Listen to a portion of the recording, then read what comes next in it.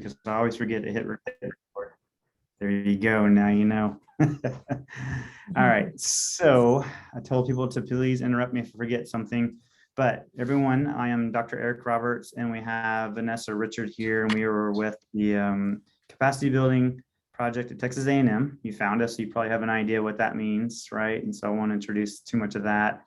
And today you also know what we're talking about, right? We have the NTACT collaborative here to talk about the school-based enterprise toolkit, which we're exceptionally excited about. And really we're exceptionally excited because it kind of comes in with some context. Some of you are here because we had a couple of rounds of providing some funds, some supports for getting school-based enterprises together. And so this was kind of part of that. We're providing trainings. We said we would provide trainings. This is like kind of the initial training. And then to you that are here for that, I'm going to send a post survey through email and kind of see what else maybe you want to hear. And then we'll schedule some further trainings. But even more so, while this is kind of has a really good context, really cool context, is Texas's workforce really liked when we were doing that. So we were providing the school-based enterprise funding and sources to get those started. They really liked that. And so they gave us much more money to be able to do this for at least another 2 to 6 years. And what we're doing, it's going to be expanded. And so just school-based enterprises, it's going to be work-based learning. So like you can kind of we'll provide funding for that, and then also technical support and kind of getting that. And what I will do is I won't talk more about it, but it's a really cool context that we have. And so I'll put in the chat a little bit later links so you can find more information about that, as well as find the application, and we'll start getting it out. This is actually the very first time we've shared it, so you're the first ones to receive this. And so before I get further started, I want to do a little bit of housekeeping, and if I can remember this part, this is what I usually forget. So they're gonna answer questions at the end. We're gonna have plenty of time for those questions, so just kind of put those in the chat, and we'll monitor the chat so that we can make sure that those get answered. You do have the power to unmute yourself. If they ask you to unmute, go ahead and, but otherwise we're just going to put the questions in the chat box. They might answer them as we go along, but most likely we'll do it at the end. We have plenty of time for the questions to be answered. I will put a link to the PowerPoint as well as the toolkit in the chat box. See if there's anything else. Oh yeah, so I'm recording this, as you heard it announced, and we will be putting that on our website. I'll also put a link to where you'll be able to find that. It should be able to do it next week. I usually say 2 to 3 days, and then I get told that I shouldn't say 2 to 3 days. So I'm going to say next week because apparently 2 to 3 days is too quick of notice. And so, Vanessa, did I forget any? Yeah, the survey link at the end of the presentation as well for feedback. I knew I forgot something. Yeah, so at the end, we're going to put a satisfaction survey, and that's something that we really appreciate you filling out. That helps us know how we're doing and what we can do better. And we truly look at that and appreciate the comments and take those seriously. And so now I will briefly introduce our presenters. So we have Janie Vicchio and Dr. Catherine Fowler. And Dr. Catherine Fowler is the co-director of NTACT. They'll talk a little bit more about that. If you don't know what NTACT is, it's definitely a really wonderful resource that you need to start tapping into. Dr. Catherine Fowler is knowledgeable in all kinds of things, everything transition, and their website and their sources and the way they support people is all around that. And then Janie Vicchio also works for the Center for NTACT Collaborative. I keep forgetting the collaborative. Collaborative is new to me. I don't know how new it is to y'all, but it's new to me. And she has also lots of experience in transition, but in particular in school-based enterprises. So we're really lucky, very fortunate to have them here today. And I will go ahead and stop talking and pass it on to Catherine and Janie. Thank you, guys. Okay, thanks, Eric. So I am Catherine Fowler, and I am a co-director with the National Technical Assistance Center on Transition, the Collaborative. And I'm just gonna briefly share a little bit about what that is, because we've been around for a while, but we're also sort of a new center. We added that collaborative part that Eric was talking about just last fall. So we are a little bit different in what we do. And then, of course, we're mainly going to spend our time today talking a little bit about work-based learning experiences and specifically school-based enterprises, which is what you all are here for. And it sounds like just from looking at the chat and hearing your comments, I think that you all will be able to share some things with us and with each other as well. But I know specifically we were going to walk through this toolkit as a resource for you as you're either starting up potentially new school-based enterprises. I realize this year maybe starting up things in a different way, kind of all over again. So maybe we'll have some time to talk about that. And certainly plenty of time for question and answer. I don't think that we intend to talk at you for this full period of time. So there'll be plenty of time for you to talk with us and talk amongst yourselves. So with that, I think we can move on to the next slide. So we, both Janie and I are at the University of North Carolina at Charlotte, and that's kind of the hub, I guess, of NTACT C. But we also have all these other partners. So really, we do see ourselves as a collaborative. We are funded by the Office of Special Education Programs and the Rehabilitation Services Administration out of the U.S. Department of Education.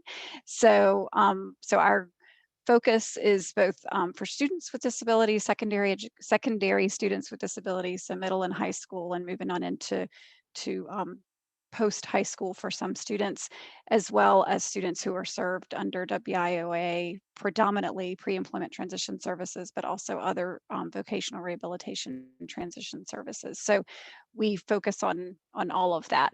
And again, we're at all of those universities that you saw on the screen. So those folks are experts kind of across these different areas. Janie and I know a little bit, and it's nice that we have a big collaborative to help us help you.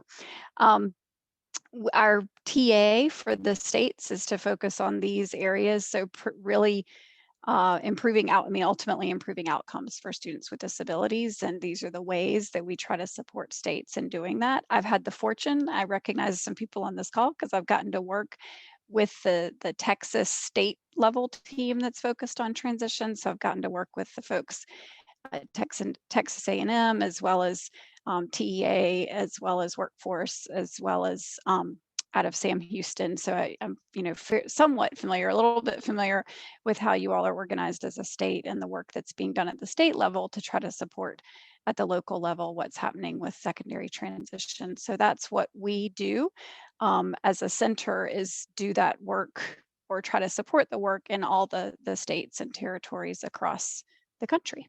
So the next slide. And with that support, ultimately, again, it's to improve outcomes in interagency collaboration, lots of stuff around data, but really, kind of this final second column over there, the effective practices or evidence-based practices that keep kids in school, that help students get to graduation, that engage them in career and technical education and work-based learning experiences like we're talking about today. So those effective practices that really improve outcomes. So that's NTACT C.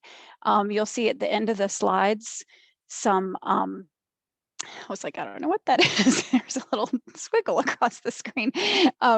You'll see at the end of the slides our website, and if we have a minute, I'll at least be able to show you all that if that's of interest. So, so we'll jump right into work-based learning. I think it sounds like, again, for the folks that are on this call, I think you're probably familiar, but because work-based learning experiences are both a very specific service that's required as, that is a required, one of the 5 required pre-employment transition services, and it has really specific definition from WIOA as a pre-employment transition service, but it's also what, for those of you that are school-based folks, you've likely been, if you're in the world of transition, you've probably been providing work-based learning experiences as well. So there's a pretty tight definition. Again, if this is a pre-employment transition service, and then there's a broader definition if you're thinking about this as a transition service person in a school, and sometimes that can get a little bit confusing, but basically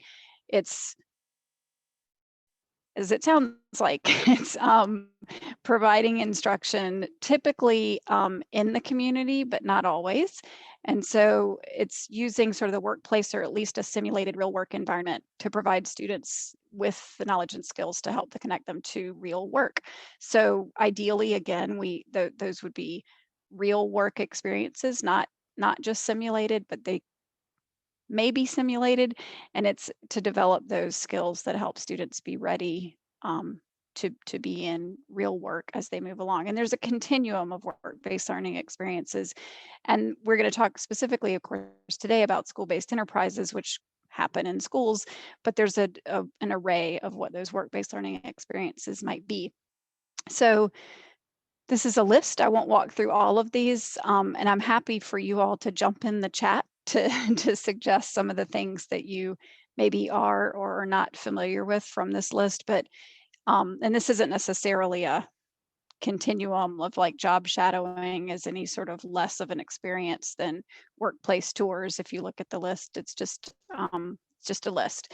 So job shadowing would be engaging in, if we start with that one, job shadowing would be doing what that sounds like. It would be trying to think, it's being on, on a job, really getting to experience a job, but not performing the skills of the job. So learning, working with another employee who has a job and being able to follow them along, shadow them in that position, and learning new aspects of the job and learning aspects of what that business is like. So if a student is participating in a job shadowing experience, it's not going to be where they're in that necessarily in a long-term situation, but more of a short-term experience. Mentoring is very often where a student or a young person is paired with someone who's already in that position and learns about it from that person who's in the position. Informational interviews, I think you all would be familiar with. So there's a wide range of what counts as work-based learning experiences. Volunteering, so experiences can be paid or unpaid. And then you can get into internships, which can be paid and unpaid internships. You have to be sort of careful that you're paying attention to the Fair Labor Standards laws when you start to have students performing work, making sure that they're not supplanting in some way other employers. There's all kinds of rules about that your VR folks and others would know about, but to be sure that you're following those rules. Simply tours and field trips of work places can also be considered a work-based learning experience. So there's a wide range of things, both short and long-term, that would be considered work-based learning experiences. And I'm happy again let me look at the chat, if you all share some of your own sort of favorite or things that you have experience with from this list. Any thoughts or things that are new to you? I'll try to check the chat. Any favorite things? And in the wake of COVID, I know that some of you, or at least I think that some of you may have engaged or had your students engage in virtual job shadow. Is that familiar to anyone? So has been an online work-based learning experience that some students have engaged in. We've seen that used pretty widely. So I see a couple comments about virtual job shadow. So it'll be interesting when we get to, later in our conversation to hear how you all have tried to, service learning is another great way for students to develop skills. Easiest for smaller student-led enterprises. That's a really good point. So we're going to jump into school-based enterprises. Perfect. Because sometimes in communities where there are not a lot of businesses, or maybe getting out to those businesses is challenging, then developing the business in the school is one of those, that's where school-based enterprises can really fill a void and provide an opportunity for students to develop those skills that we know are important, and those skills being those job readiness skills. So learning specific job skills, but also learning simply the skills that we know are important to be successful as adults who are employed. So, learning about getting feedback and learning about being on time and learning responsibility and those kinds of things, which I know you all are likely quite familiar with. So yeah, keep those ideas coming in the chat and ways that you've sort of overcome the challenges of work-based learning experiences in a time when getting out into the community and being inside of businesses has probably been a little bit of a challenge in some places. I know that's opening up, and I know we're in the South too. I know it's opened up a little earlier in places like Texas and North Carolina than it has other places, but it's still certainly been a challenge. So be interested to hear about that. And thanks, you guys are starting to share some of what you all do with school-based enterprises. So keep those ideas coming as well. The link at the bottom of the screen there gets into more details of those definitions of these different types of work-based learning experiences. And again, for our VR colleagues or those of you that are providing pre-employment transition services, those specific definitions may be more important to you. So you can take a look at that resource later. So with that, I think I'm going to turn it over to Janie to talk a little bit more about the specifics of those student-led or school-based enterprises, which is our focus for today. Awesome. Thank you so much, Catherine, and thank you everyone who's joining us here today. So I'm going to work through like a brief definition of what a school-based enterprise is. And basically it's any school-sponsored activity that's engaging a group of students. And they could be producing goods or services for sale or to be used by people other than the students involved. So it is running like business here. It's a work environment and it's set up to simulate real work conditions. So what you're doing within your school or within your classroom should be very similar to what these students would see once they go into job shadowing outside the school district or internships or any kind of work experience. And it'll provide the students with the opportunity to operate a small business and perform work for other businesses as well. So most of these school-based enterprises are going to be considered micro enterprises. And why they're considered that is because it's a more informal sector and its estimated startup is about $500 or less. And as all of you know from working in school districts or working in conjunction with school districts, finding even those $500 can be a little tricky. So that is why most of these are micro enterprises, and about 7% of people creating micro enterprises are individuals with disabilities. So we're seeing, a lot of people with disabilities finding success here. So we have some benefits of school-based enterprises, which include providing students with their first work experience. This is a great stepping stone for students to learn some of those skills that then they can take outside of the school. It's an opportunity to learn key career and social skills. And this may include career awareness, career exploration, and career preparation. This is a great way to kind of also work with students to figure out what their interests are. What tasks do they like to do? What kind of work environment do they see themselves in? Some other benefits that we see are students developing these work behaviors, such as productivity, on-task behaviors, and safety skills that they can do kind of in the comfort of the school. We also see students developing good work habits, such as reliable, organized, checking on their work, social skills such as communication, teamwork, conversations with peers, even receiving feedback from peers or people who are above them or they're working with is very important. And this is all, I'm sorry, and this replicates a business again. So it's very transferable and generalizable. Some more benefits we have here are that you can develop specific job skills, such as using hand tools, office equipment, kitchen tools, or various forms of technology. So having a school-based enterprise, I know sometimes people always think of like an immediate like coffee shop, but there are other things that you can work on in there as well.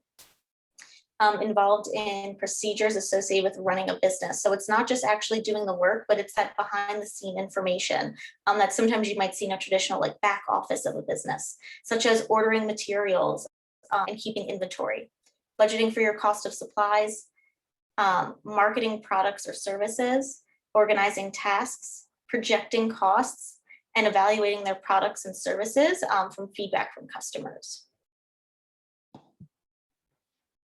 Participating in a school-based enterprise can also positively impact academic performance, behavior, and school attendance for students. We know that school-based activities focused on employment can include a list of great things such as academics, employable skills and instruction, career counseling, self-determination instruction, and all things like that.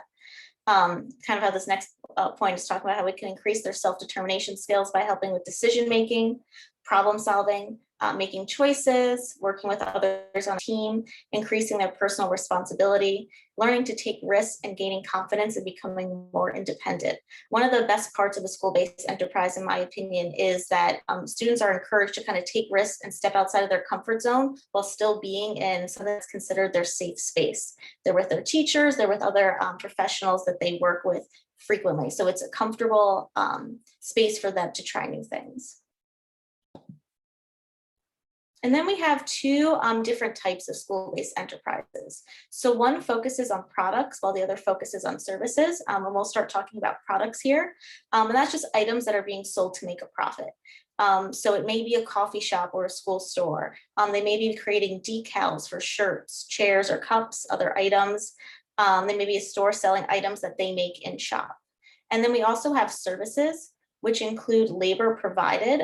So that could be catering, car washing, or gift wrapping. And now we're going to walk through kind of the development plan.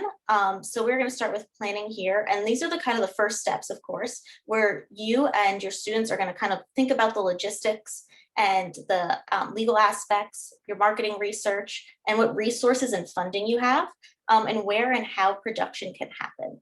So one of the most important things here to think about is, of course, your funding, but also your marketing research. You want to make sure that the school-based enterprise that you are creating is going to be useful, right?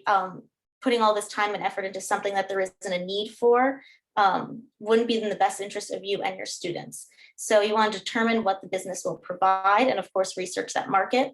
It'd be great at this point to conduct some surveys and margins to determine the needs within your area, within your school. You want to work through logistics and your resources, develop a business plan. And this is also the time where you're going to want to infuse this with your curriculum. And you can also infuse this with your pre-employment transition services to make all those connections. So over here, we have a table, and the link to the right-hand side is where you can find it in our toolkit. And this kind of talks about the connection here with your pre-employment transition services. So we see that students can explore different ideas when they're developing that school-based enterprise, which goes hand in hand with job exploration counseling. A group of students can come together and kind of talk through what interests them and different facets of the business. And then we also see a connection with the work-based learning experience, where students will have work-based learning experience while running this, and they can create or manufacture a product or deliver a service. They're going to be gaining those skills for employment and other work experiences. We also see that students have the opportunity to gain an awareness of a wide range of career path options. A lot of times we see students who may have an idea of a few careers, but they haven't experienced all yet. And having this school-based enterprise can not only open their eyes, but also open their eyes to more parts of a business than they typically see when they walk into a store or restaurant or any other kind of operating business. This connects with workplace readiness training, where students will develop and receive training skills needed for workplace, including communication, financial literacy, problem solving, and teamwork. And of course, we have instruction and self-advocacy, including peer mentoring. And that can all be done within the school-based enterprise, where students will receive instruction on self-advocacy so they can promote and sustain their business. And they'll also work on those self-determination skills at the same time by setting goals, self-monitoring, and making choices and decisions while running the school-based enterprise. And I was just going to jump in here, Janie, with in addition to pre-employment transition services, you had mentioned earlier about school-based enterprises and being engaged in that work being a way that we've also seen students develop academic skills and behavior skills. So that reminded me when you were talking about self-monitoring. I've worked with students, graduate students developing school-based enterprises and having them think through the academic skills that are being addressed and do that alignment between the school-based enterprise and the the academic skills that are, that align with that, or whatever standards, the academic standards. And so that's another, I saw somebody made a comment earlier about students slipping through the cracks. And so sometimes I think we think about school-based enterprises potentially for a particular group of students with disabilities, but if we think about it more broadly for all students, it can also be a nice way to address those academic skills. And you've already talked about a lot of things like budgeting and technology skills and marketing, and so there's a lot of academic skills and standards that can be addressed through some of this as well. Go ahead, sorry. No, thank you. All right, and then we're going to move on to the implementation stage. Now, this is when you kind of have everything figured out and we're just going to put it into action. So it's the organization of the business, the students' roles and responsibilities, and the importance of the process versus the product. So one of the things I want to highlight here is the students' roles and responsibilities. It's important to remember that the school-based enterprise is going to be run by the students. And you want to make sure when you're figuring out what jobs students have that you're putting them in appropriate jobs, or jobs that are going to be a good fit for them, right? Something for them to grow in. So during this implementation stage, you're going to consider your space and funding. Again, think about those potential student roles, considerations for implementing products and services.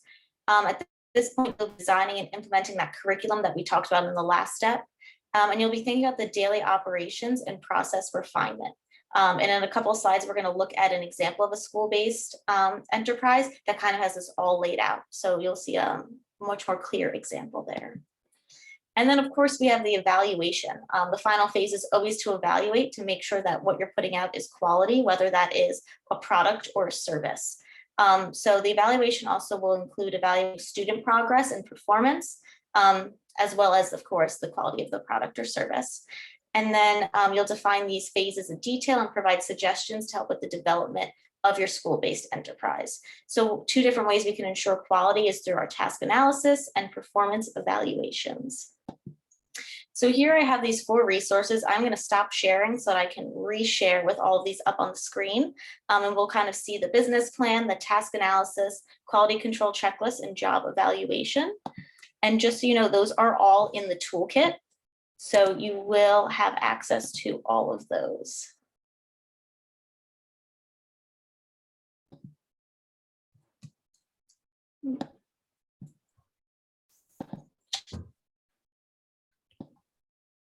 I just wanted to say something. I don't know if y'all can hear me. Yes?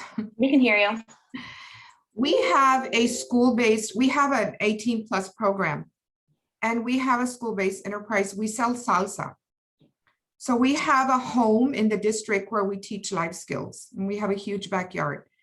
And so we had a grant about 4 years ago that we got money and we started our own salsa garden. And the idea was to ensure that we sustain, and the money that we would make, we keep, buying soil or seeds or whatever to continue. Well, COVID came around, everything died, everything's gone. And so we did apply for the grant that A&M offered so we can restart the salsa. But we mainly do it for, we create activity accounts under the teachers' names, because we take our students out in the community, we do different events with them. Some of the students don't have money to be able to go out in the community and spend. So all that money goes back to the students. We know that, everything that is created in the salsa garden, from everything, planting and harvesting and making sure that the students go out there and water, and we pick the crop, and we're deciding on, the salsa, is this one too hot? Do we make it green now? And every district employee knows that PTI sells salsa, and when are we going to get more salsa, right, to sell? So, but the students really participate in that. But we also know that our goal for the program is to ensure that our students graduate with employment. So we do have about 15 business partners. We do job training. We go out there and our students learn, and the whole goal is that they graduate with a job. And so we know that our school-based enterprise is not really going to pay them, and they know that too. So they know that the funds within our school and our live house, the funds that we get out of the salsa is for them to do things. So that kind of motivates them. And do we have any money in our account because we want to go to the beach and have lunch? It's all about adulthood and the things that they're going to do, Starbucks. But we know that we cannot possibly employ them to get money out of that, even though we are teaching those skills to be entrepreneurs. You know, we have one student, he does have severe diabetes, and his mom says absolutely not.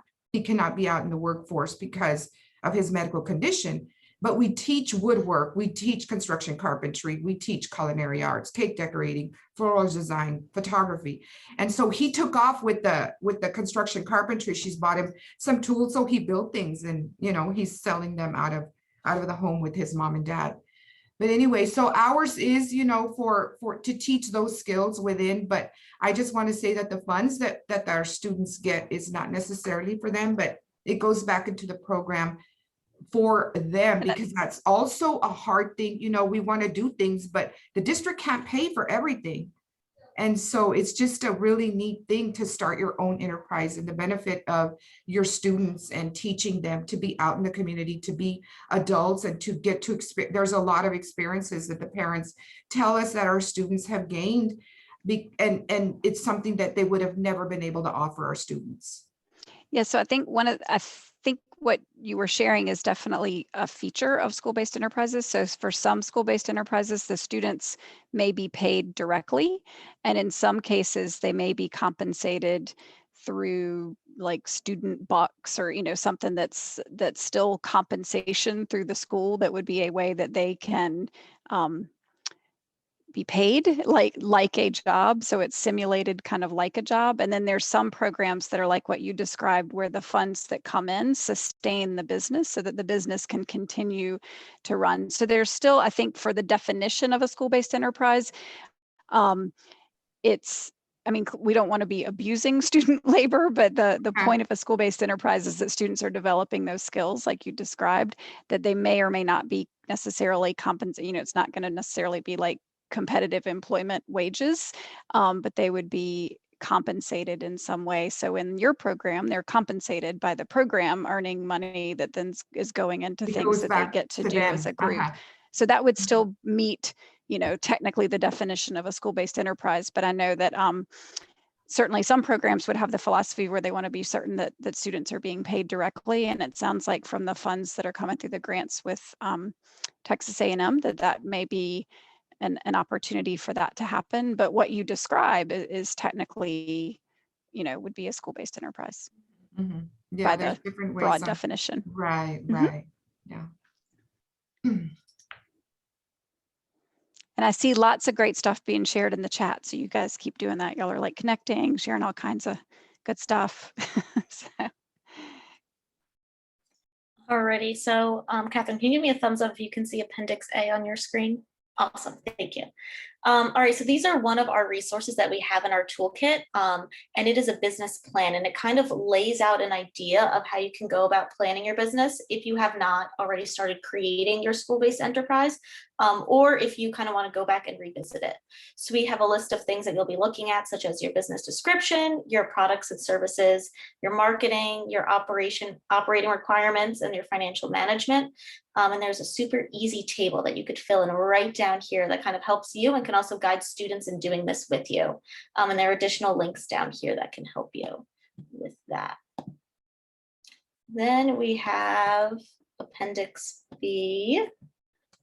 Are we seeing that, Catherine? Yes. Okay, I share the screen a different way, and apparently it's supposed to show everything. So just making sure it's all working. And so this is a task analysis that you can use to address what your students are completing. And you have a key right here. You can fill in your steps, and you can easily fill in how they are completing all of these tasks, whether it's independent, it needs to be modeled with a prompt or a verbal cue, partial physical assistance, everything like that right here, and a space for your notes down at the bottom. We also have the job evaluation, where you can use this almost as a progress report to rank how your students are doing within your school-based enterprise. And then, of course, a quality control checklist. This is just an example of one. And again, these are all linked in the toolkit, so you can go back and look at that to help kind of modify it for what you need. All right, now we're going to hop back to the presentation.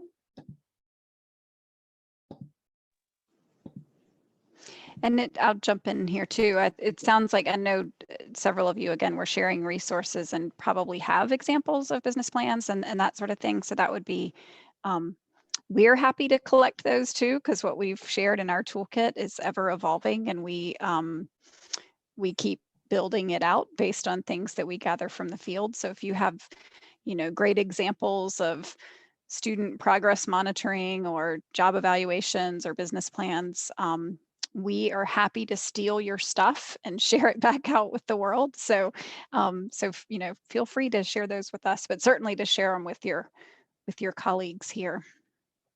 That was just the business plan piece. I know I've seen sometimes with school-based enterprises, the part that Janie was sharing about doing that sort of a market analysis or a survey or some sort of mechanism for figuring out, is this business, is it going to fly? Is it really something that's needed?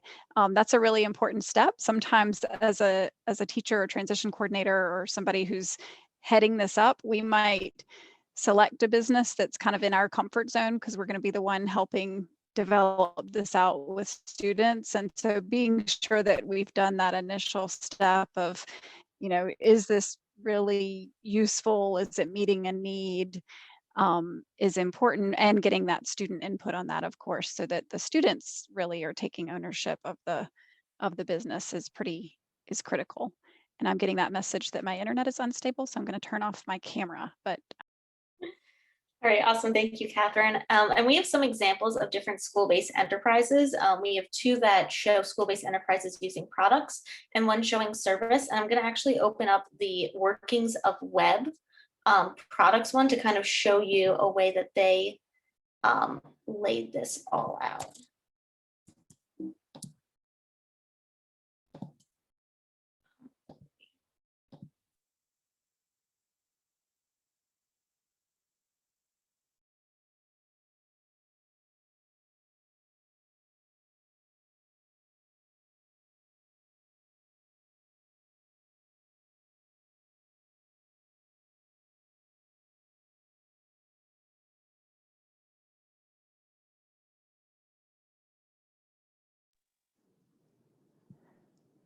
let's see. I think I got bumped.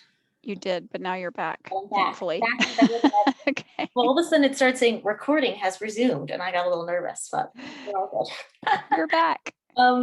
So this is one of the examples that we have, and it is the workings of web. And what it is a youth farm stand that sells produce and plants that are grown organically on campus by the transition students. And the reason I brought this one up is because it's a great example of their business plan, where you see they have their target population, they have a description of the products and services that they have. They have their planning in here as well as their materials and supplies. So it's really giving us that step-by-step walkthrough, which you would be doing when you were planning it, or if you've already planned it and have implemented your school-based enterprise, you might kind of have this. You might want to go back to add to it. They also have ideas for advertising and steps for implementing. And this just also makes it really awesome and systematic when you are then working with students and when you're getting new students every year or having more students come into your program. This would be a great way to kind of remember where you want to go back and start.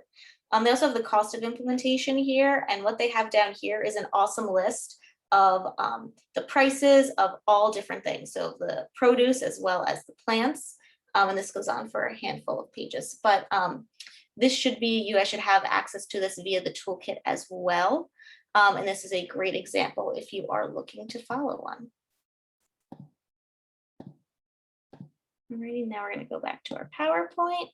And this is where we are going to be ready to take some questions from everyone. So if you want to type in the chat, any questions that you have, Catherine and I would be happy to do our best to answer them. And I think I saw a question or maybe a comment, and I'm happy to facilitate you all. I guess I'll try to turn my camera back on, but I don't want to freeze. I think I'm turning my camera on, but I don't see myself, so I don't know if that's working or not. But anyway, Your camera's on. Okay. I saw somebody make a comment about having sort of a fluctuating number of students year to year, or maybe having a small number of students. So I'm interested to hear suggestions for that. I think some of the examples we've given and that you all have been sharing have been, pretty elaborate school-based enterprises, but if you do have a small number of students, I think school-based enterprises are still an option. There's things like, gift wrapping services or that could maybe be tailored or kind of match the need. You can also, I've seen situations where it's a pretty small school and that, they take orders and it is sort of a first come, first serve. So then if you only have 4 students to run a business as opposed to 20 students to run a business, you can kind of, tailor to based on your own capacity, but not have to give up that idea of a school-based enterprise. But I'd be interested to hear from some of you. I mean, I know it's Texas, it's a huge state, but it's got a lot of variety in the, whether you're in a large school or a really small school or small, more rural area. So I'd be interested to hear you all share any solutions to that. I know one of the couple of our districts, what they've done, they're really very small districts, very, very small. And what they've done is they've made their school-based enterprise available to all students, to like all levels of students. So from like, PPCD all the way through their 18 plus and special ed and 504 students have access to it. And then that way they're able to have enough students and then they kind of tailor it to, each level of student and what they need to be learning and how they grow within that, which I think is a fantastic solution to do. And then even some of the districts or their smaller districts are partnering together so they can work together to then create a school-based enterprise and then have enough students to be able to run it, and as well as to be able to have those community partners too by combining the schools and the school districts. And so I think that those are some ideas I think work really well also whenever you're smaller. Yeah, that's a good solution. And one of the And I saw, and Eric will be able to answer this about where materials will be available. So I'll let you respond to that as far as Okay. So, yeah. PowerPoints and such, where those things would be. There's a question about sustainability for students and not just the school. Has anyone had students that end up running their own enterprise after school? In my experience, typically the school-based enterprise is owned and run by the students, but is sort of maintains with the school. And the idea is that the students are developing those skills that Janie was talking about that are kind of generalizable to future work. I haven't seen as many examples of a student then sort of taking that enterprise sort of with them out into the community, but I could certainly see that with some of the examples that you all have shared. And I don't know if anybody, somebody mentioned an embroidery business or, there certainly would be examples where students would have developed a very specific set of work skills that might be something they take into their own micro enterprise or their own personal business that exits with them beyond school. But typically we think of a school-based enterprise as students performing a variety of skills like you all have talked about and really learning a lot of different aspects of a business. And as Eric just mentioned, depending on a student's strengths and needs, the nice thing about a business, just like a business out in the community, is that it takes a lot of different levels of effort. And so depending on a student's level of skill, you can have a wide array of students or a wide variety of students and types of disabilities of students and skill sets and run that business so they can develop a variety of skills and everybody sort of be contributing. But if you guys have examples of, to answer that question, that would be great. And I see a question, do most schools run their funds business side through their district business office, or do you have your own bank? I'll let some Texas people answer that specific to Texas. I know what I've seen is both of those things very often. As Janie mentioned, a lot of times, you're really not talking about a particularly large budget. So it might be just maintained within the school, but with proper accounting, of course. And then some that become larger, like the example of the greenhouse, and then they're selling produce, that those might get a little bit bigger, then they probably run that through their district business office. And it sounds like Jessica has responded that they use the business office. So I don't know if there's a specific model or anything not a that says specific you guys model. use the campus accountant. So I think you probably see a mixture depending on the setup of your. I think everyone, the best step is first go to the business office and then they can kind of set you up. But I think, yeah, like for the bigger ones, it seems like probably even the one that uses a campus accountant, the business office set that up. And then the campus accountant kind of monitors that. And that's kind of what I've seen in some of the larger districts is the business office will set something up and then someone else helps kind of monitor that. And, you have direct access to it, but they kind of oversee it to make sure that you're staying within whatever regulations they need to be cognizant of. So one of the things, Eric, can you hear me? I can, yeah. Yeah. So, but one of the things using the business office and the campus accountant is that it's frustrating for some of our campus businesses because the teacher puts in funds and then they have to put in to get reimbursed. And so that has been a challenge, and that's something that we're trying to work through our district to try to figure out how we can make that better. So I don't know if everybody else is having similar issues. There is a time, we have several student-led enterprises here on campus, and so there is that time delay from the business office. We make weekly, just recently we're able to start accepting credit card payments. So we accept credit cards, cash transactions, check, or purchase orders. And so there is a bit of a delay from when we deposit, like make our weekly deposit, to when the funds are put into our actual student activity account so we can order supplies. So what we've had to do is, essentially price ourselves so we can, for sure we're making a profit, but then we find vendors who will keep an open purchase order. So we can kind of order like t-shirts or vinyl or, florals. And so keeping those vendors with an open PO so we can reorder supplies when we get orders that we don't have materials to create on hand. So that's been one, it is rather frustrating, but that's been one way kind of around that frustration is finding those vendors to help with that. I'm the one that proposed the question in the beginning. I think our struggle is our district limits vendors we can use very heavily. And so we struggle being able to find products we need within those vendors. And but then we have to run all of our money through them and it does go into an activity account, which is fine. But then we struggle being able to get it back. And as teachers, a lot of times, front a lot of money to buy products or buy things we need to keep going. It sounds like a chapter we need to add to our school-based enterprise toolkit is all the finances. It's true because that's really where the devil's in the details of those logistics. And of course it's going to vary from district to district, but that's helpful to hear that conversation, that lag between, and I know that's just where teachers have all that spare time to be running around and dealing with that. So it's yet another challenge.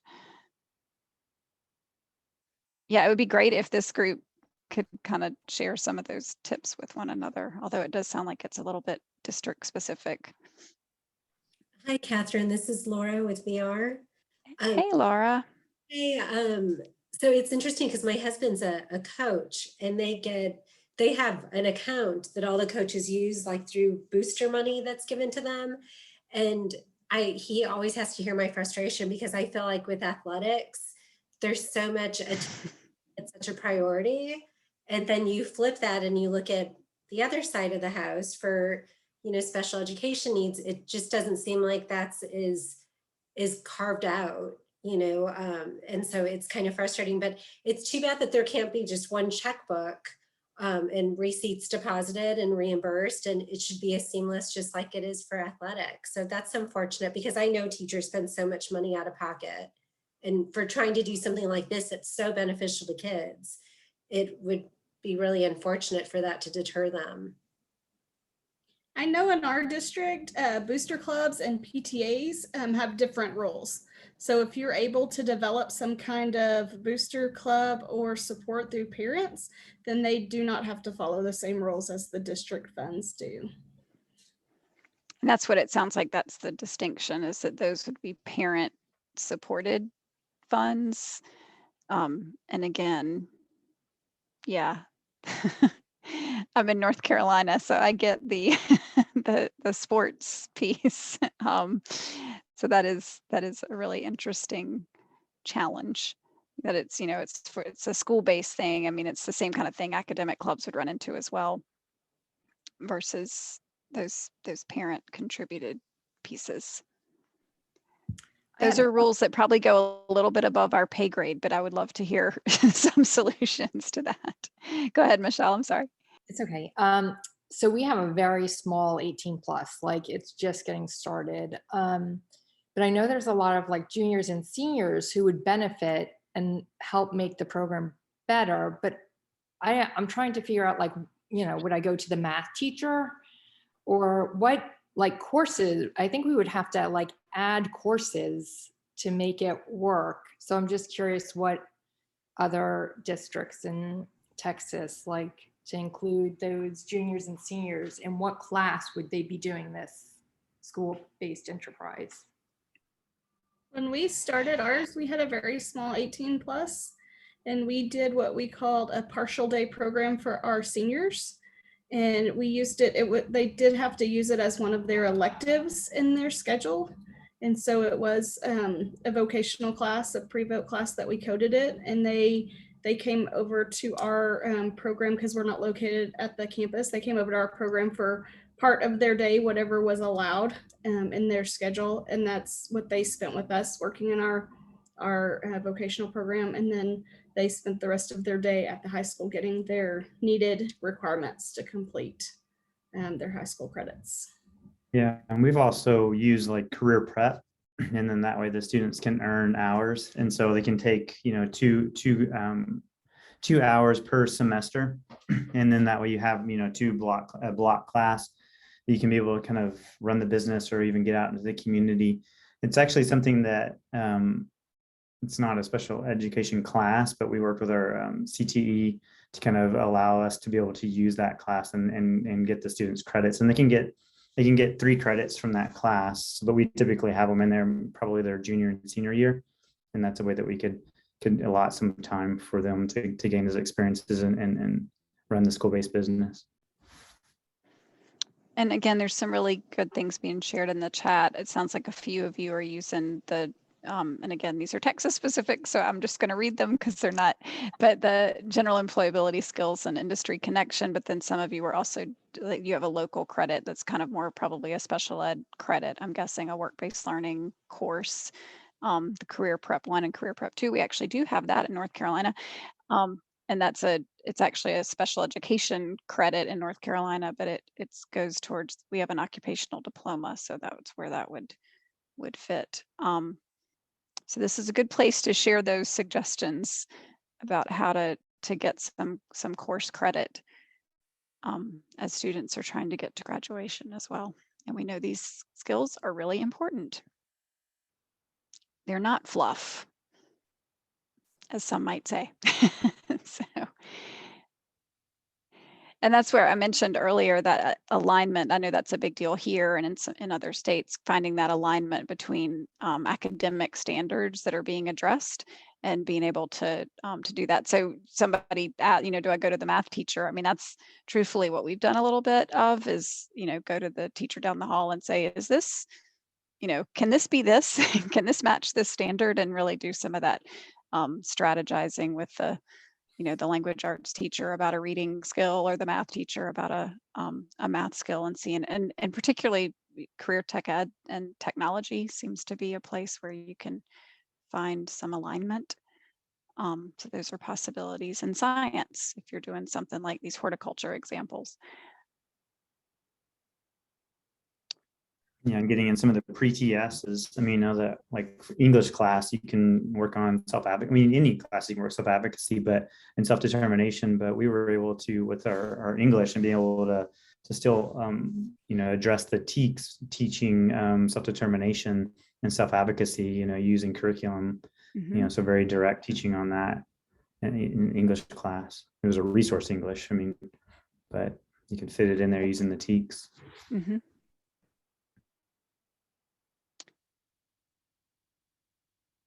Any other, and again, not just for me and Janie, but just questions for your peers? I think what Challenges. maybe y'all could address something that I think kind of comes up, like a question. You talked a little bit about coming up with the business ideas. I mean, what's a good way? I mean, what things I've read, and then what you might have different opinion with more experiences or more broad experiences, kind of looking at the community and finding the needs, and then how can you address those needs? And then that way, you're actually able to involve more of the community. I mean, what are your thoughts on that? Jane, I'm going to let Janie respond if you're pointing to me. Catherine wants to take it first, and then I can jump on. Well, I was going to say that initial that survey piece, or doing kind of that market analysis, and however fancy you want to be with that, what we've done and seen is whether it be your school community. So is there a need? I mean, that's where a lot of times this whole coffee shop thing has come from, is that's been replicated in lots of different ways, is that there's a need within the school that can potentially be addressed. But it might also be that broader, and that's where the workings of web example came from. It actually was more of a community around the school need that they realized they could address as a program. So doing that survey, whether it be just of teachers in the school and, teachers and students. And so not just the group that's going to be running the business, but of all students. And that's another nice way to engage the school as a whole in what this group of students is going to be doing. So that helps build some of those, just that value and inclusion and some of those pieces. But also could be, as particularly in smaller communities, it's a survey of the community itself or of other businesses around the school, and where there might be a need that could be addressed. So that survey piece, I think, is a really important initial step. And there are pieces in the toolkit about, again, just examples of surveys and how to do that if that's of interest. And from my experience, I have seen, I think one of the school-based enterprises I was involved in started as a coffee shop because that's what the teachers wanted. And it kind of started turning into a bakery. And it's once that caught wind within the community, it became okay, we'll bake things for the holidays. And then it became like a weekly service. So you'll see stuff kind of grow as everything is being spilt out and words getting around within the community. Especially, this was like a smaller community, so word traveled pretty quickly there. That's one way that we've seen it really grow. And something you just said, Janie, that's another thing with smaller programs that I've seen where they've done more seasonal services. And so that could be another way to think about, starting small is not necessarily taking on, we keep talking about the coffee shop, but that has become this sort of ubiquitous thing. So, maybe it's doing the candy grams at Valentine's or whatever, but starting sort of small, and that may be that could be addressing a school spirit thing. It could be something around homecoming, whatever, but that could be a way to begin to develop those skills, or begin to sort of test out the capacity to run a business, and then expand it to be something bigger over time. And related to the coffee shop, Janie and I were talking about this. I have also seen where I've gone into schools and the coffee shop is very clearly being run by the adults, and the students are in the room. So I think another thing that's really important when we're talking about student-led enterprises is that they are student-led enterprises. That clearly it takes adult supervision and it takes adult guidance, and obviously you all have to be, involved, but as quickly as possible and as much as possible, turning over that leadership and those decisions over to students is what makes it a student-led enterprise, and that they're developing the work skills. They're not watching you develop a new set of skills. So that's a really important thing to keep in mind. I'm sure that nobody in this group would do that, but I've seen it happen. So just a reminder that that of course is the purpose. I'm seeing the question about websites or organizational resources to provide business planning outlines. We've seen that, or we've reached out to your career tech ed people, but that's something else we could probably add in as a resource and follow up, is just some, business 101 kind of business plan type resources, doing that market analysis survey kind of thing. So. And there may be some answers already. I can't see all the chat at once. So I think you all may be sharing some Oh, you have, great. You've shared a good Texas example, which is what you need. I And also there's see- the, okay, go ahead. I see in the chat someone wrote about what if you don't have a full functioning life skills classroom? I want to start a community-based enterprise, but I need help. But I need ideas that do not require a kitchen help. So one of the options that one of the examples that we had talked about decals, making things that can also be sold by the school sports teams. I don't know how frequent it is by you, but where I'm from in New Jersey, all of our sports teams sell gear, whether it is cups, bumper stickers, shirts. And that could be one way if you have space like that within some of your classrooms that doesn't involve a kitchen.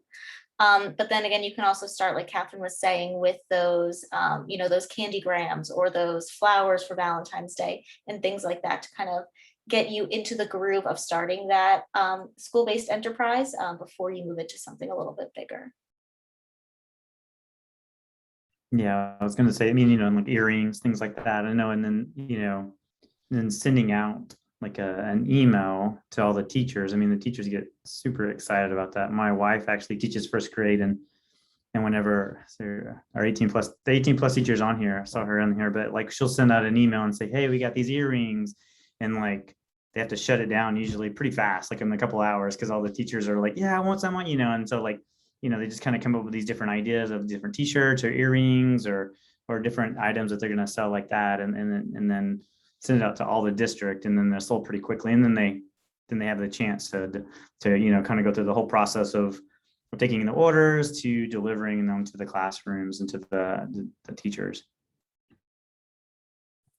And I'm seeing lots of great stuff shared in the chat about that too. Lots of things that don't require a kitchen for sure. So gift wrapping, doing the spice mix kinds of things, or the, where you're providing the materials to be cooked by someone else, but you're not actually doing that. So lots of craft types of ideas, but you don't even have to be that crafty. A lot of them are non-craft examples.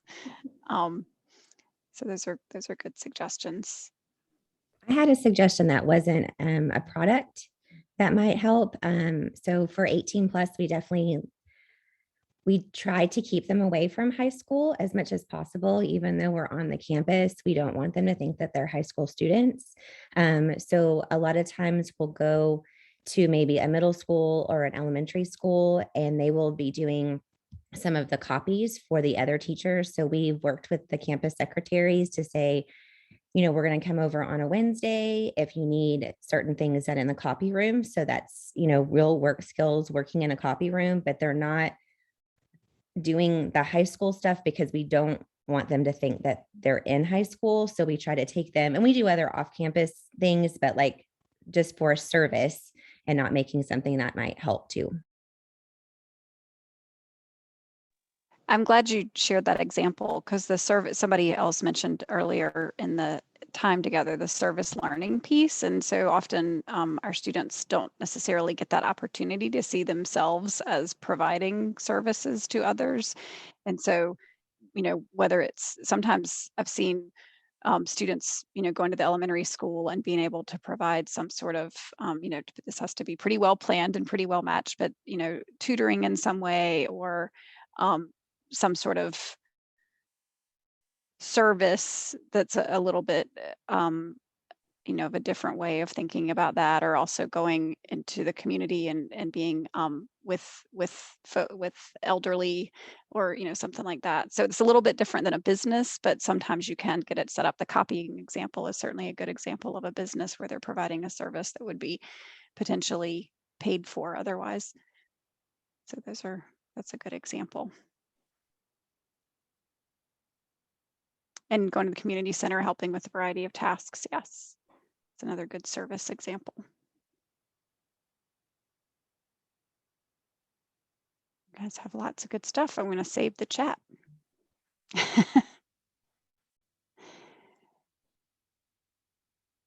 Anything else, Eric or Vanessa, that I know we talked about this being summer, and then we wouldn't necessarily be occupying everybody's full time for today, but we're glad to stay on as long as is useful. And I think another really important connection, and oftentimes we sometimes struggle with, is making sure we're collaborating with local businesses within, with the school-based enterprises, and so ways to be able to do that, any ideas or I mean, we did have Transcend came and kind of give us some really good ways to kind of start working with businesses, but it's somewhat different. And so if you have any thoughts or ideas on working with local businesses and collaborating with them. This is where I'm going to point to Janie because I feel like she's done more of that work. So I'm going to hand it to her. So something that we found success with is we have actually like an internship office in the high school that I had experience with, where it placed students with and without disabilities for internships. So the people that worked in that office had great community connections, and we would just kind of tap in through there. And kind of see what people were willing to do. Some things would be donated, some things would be given at a bit of a discounted price. Sometimes it was the same price, but hey, they were going to drop it off the morning that we needed it. And that was more helpful than anything else. So we kind of went through there. We already had some connections and kind of just tried to like dig our feet in there. Was something that I found to be successful. And I think working through those businesses that you have a relationship with and working through, like you said, the internship office or whatever that connection might be that's for all students, and then being able to develop that out for students with disabilities is always a good, it makes it not a separate special thing, but adding on to a thing that's already in existence. And reaching out again within your school community and determining where parents and others may have some connections to businesses, I think is always a good start as well. And you've mentioned sports. I mean, sports get a lot of support. So piggybacking on any of those kind of things, the amount of dollars that you're asking for typically or donations for a school-based enterprise are tiny compared to the things that might be asked for the booster club. So being able to tag on to some of that. Some of you likely are coaches as well as teachers. So tapping into your networks and relationships is usually where things happen. And I'm gonna call out Nikki. She just posted, so I feel like I can call her out. She actually has an idea of being able to work with some local like nurseries, like plant nurseries, and being able to do that. Like kind of, Nikki, do you mind unmuting yourself? You don't have to undo your camera if you don't want to, but talk a little bit about that. Yeah, can you hear me? Yeah. Okay. So we work with some aquaponic nurseries here in town. Is that what you're talking about, Eric? Yeah. Mm-hmm. Okay. And so one of them is I'm here in College Station, so I'm close to have access to some of the things at A&M. And so we've worked with Lizette Templin over at A&M, and she has developed a vertical tower farm over there. And so we partnered with them where we'll do some job training, and we've just learned a whole bunch about it recently. And so when the grant came open through A&M, I was kind of weighing out like what we should do and what we should apply for. And so I thought, well, we should do a vertical tower because we can have it it's an indoor one. The one we'll have are indoor towers. And so we're going to have 3 indoor towers, and I'll work directly with A&M, and they'll help us purchase the stuff, like what items we need to purchase, how to grow it. And they're going to come in and do some presentations and just teaching. And then also it's going to build into teaching our students about healthy living and recipes you can use. But we'll start really small, just selling, growing lettuce. And we have a fairly large school district. So we have a very generous school district who we sell things to, and we will just open it up and sell it to them at first. But the goal will be to eventually maybe buy more towers with the money and do some local food markets here.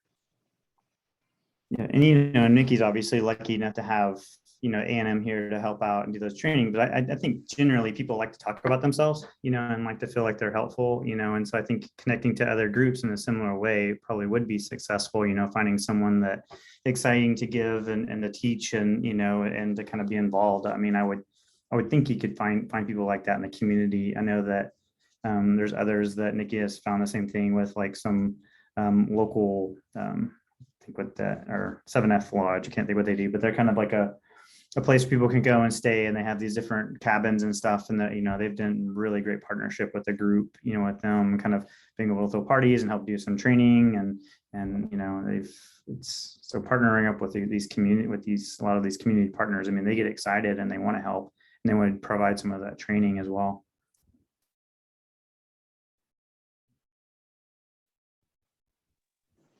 Agreed. I was sort of reiterating what you were saying. I mean, I do think it's just, I mean, I recognize again that you all are teachers, many of you. And so it's not like you got all this spare time to be running around the community and knocking on doors and trying to find, you know, sponsorships and that sort of thing.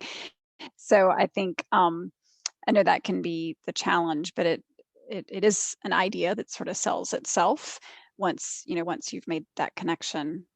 So it may be taking a little bit of time to figure, you know, who would be a good business or a good community partner to reach out to. And then, you know, potentially maybe you have some parents or have some other connections where they can help do some of, you know, spend some of the time doing that. I know, again, that's gonna vary for your individual families and for, you know, your individual contexts, but sometimes those can be resources to tap into.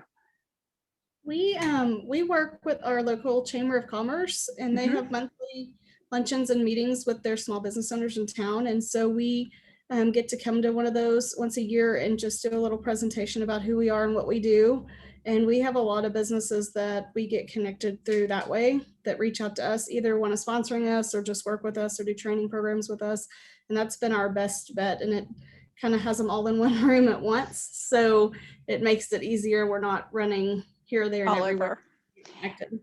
I'm glad you mentioned that, Lindsay, because I was going to say, in addition, chambers of commerce are great because, like you say, you can sort of get the word out to multiple businesses. Another here locally, I know the Rotary Club has been, you know, kind of a similar, so Lions Club, Rotary, any of those kinds of organizations where you might have business leaders, and you can, you know, go kind of pitch an idea, and again, likely you're going to have somebody in the room who has a personal connection to the, you know, what you're sharing, and it can kind of blossom from there. I know we've, again, locally, and I'm in a sort of rural community, the Rotary has really latched on to this idea for our local schools.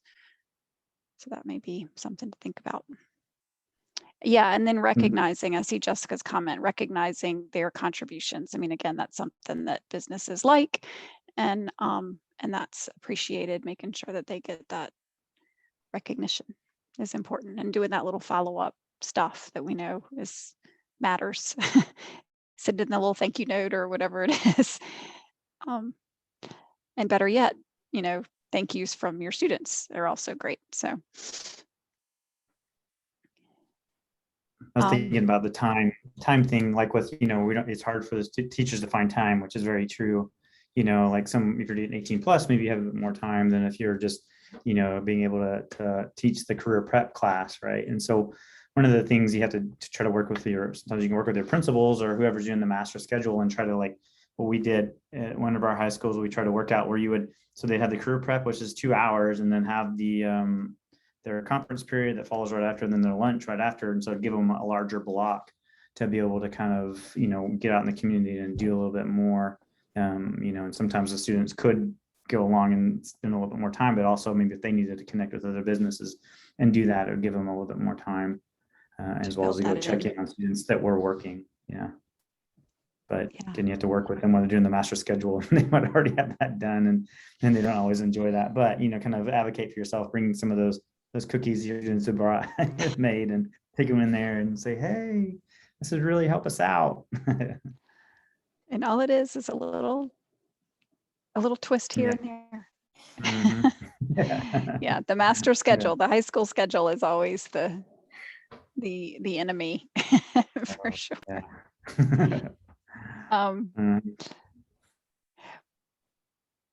Any other? Go ahead, Eric. Sorry. I was just going to say, before y'all head out, I mean, it looks like we're kind of winding it up. I mean, if you have any more questions, please keep asking. I mean, I think we're fine. We're definitely fine. Yeah, absolutely. We can hang out but also don't want to force you to. I really do. I mean, you guys have shared great ideas. I'm going to for sure steal the chat and see what of that contributes to expanding our toolkit. Because as we said, this really, that's all it is pulled from, our experiences and the experiences out in the community. So that's helpful. And you have on the screen, you have our contact information. Please follow up with us. NTACT-collab is kind of the more generic email. And then transitionta.org is our website. And so that's where you'll find the School-Based Enterprise Toolkit. I was sharing with Eric that our website is currently being finalized. So right now, like this week, if you don't find exactly what you're looking for, don't be alarmed. But hopefully in about a week, it will be looking much more searchable and much more able to find what you need. I will say you need to create a free account to download several of the resources that are there, but it is free and we will not bombard you with emails. It's just so we can kind of collect data on how our website is being used. But we would appreciate you visiting in about a week. So it should be in good shape then. Great. I'm seeing that several of you have already gotten the toolkit. So I know the toolkit is accessible. I double checked that before we got on today to be sure that you could find it. So any other questions? I saw the thing about downloading the chat. I don't know are we able to download the chat, Eric? Or is that, I mean, I guess if you message me, that? I'll look at it because I've never actually looked at a chat before. So I don't know that I want to give away a bunch of people's names, but I will see what the chat has and then I can see about sharing it. So if you want the chat, send me a message. Let me write my email in there if you don't have it, which most of you should because I sent you a reminder about this. But yeah, if you're wanting the chat, send me an email and I'll look at it and see that I'm not sharing any confidential information. I think it'll just have people's names, but not like emails or anything like that. So probably, yeah. So yeah, I can do that. It's kind of messy, Yeah, I'll admit, but it is a lot of good stuff. Yeah, a lot of good ideas on here. And then make sure you fill out the satisfaction survey. We will have the video, all these, the PowerPoint, everything up on our site next week. Michelle had posted on there about putting together something in a couple months and everyone get together and just kind of chat and share ideas. I mean, Vanessa and I have talked about that for a while, so we definitely want to make sure that happens. We really enjoy that. We think that's a really great idea. Yes. And when we've done it before, it's been really helpful. We did that with Transcend, but we just thought we need to continue doing that because it has been great. Well, good. Well, this is a great group and I appreciate everybody being so involved. So thanks for contributing. Yeah. Well, thank you for being here. Yeah, I appreciate it. Appreciate your time and all the information. I know that we all benefited from the presentation. Well, thank y'all. And I know I'm seeing a few more questions about accessing the contents. I know that's going to be shared with everybody that was registered for today. So you all will get the recording, the PowerPoint, all that kind of stuff. It'll be on our website. Let me post that up there again whenever it goes up. But no, you're fine. It'll be next week. That's right. You said next week. It will be next week. Yeah, I used to always, where did I put that? Yeah, I used to always say in a couple of days, and then I was you got your hand slapped for that. Yes, don't say that anymore. Sounds good. It puts pressure on when they have to get it done instead of just saying next week sometime, and then they can put it in their line of things to do. That's right. Put it on your reminders. All right. Yeah. Well, thank you all very much. And Eric and Vanessa, thanks for having us. And Janie, thanks. Appreciate it. Yeah. Thank you for pulling this together. Rest of their day and a great rest of their week. That's right. Happy summer. A little bit longer. Yeah, a tiny bit longer. I'm sure everyone's getting ready. So, all right. Yeah, Vanessa put on her email address if you're needing the certificate for attendance. So, all right. Well, thank y'all so much. Okay. I will go ahead and end it. Okay. Thanks. Bye. Bye, y'all. Thank you so much, Catherine and Janie. It was really great. Thank you all. Thanks, Vanessa. See ya. Bye-bye. Bye.